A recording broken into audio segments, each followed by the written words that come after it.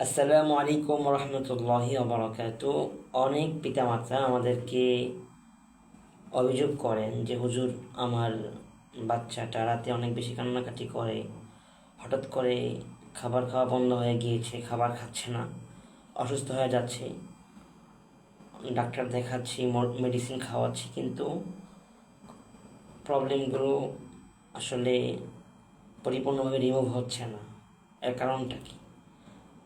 প্রিয় ভাই ও বোন, আপনাদেরকে বলি, এর অধিকাংশ কারণ হচ্ছে বদনজর। এটা মানুষের পক্ষ থেকে হতে পারে কিংবা জিনদের পক্ষ থেকে হতে পারে।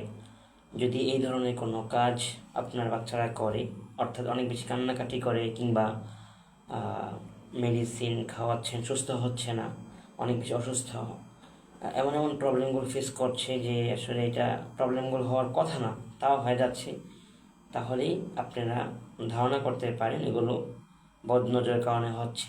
যদি এমনটা হয়ে থাকে তাহলে ঘাবড়াবেন না, ইনশাআল্লাহ। প্রতিদিন রাতে বাচ্চাদের এক কানে 3 বার আজান দিবেন, অর্থাৎ ডান কানে 3 বার আজান দিবেন এবং বাম কানে 3 বার ইকামত দিবেন। আর রুকিয়ার পানি তৈরি করবেন। রুকিয়ার পানি তৈরি করার নিয়ম হচ্ছে, প্রথমে দুরুদ শরীফ পড়বেন 7 বার, যেটা আপনার জন্য একদম সহজ হয়, সেটা পড়বেন 7 বার। তারপর সূরা ফাতিহা 7 বার। আয়াতুল কুরসি যদি পারেন তাহলে 5 বার পড়বেন, না পারলে সমস্যা নেই। তারপর সূরা ইখলাস 3 বার, সূরা ফালাক 3 বার, সূরা নাস 3 বার। তারপর পুনরায় আবার দুরূদ শরীফ 7 বার পড়বেন।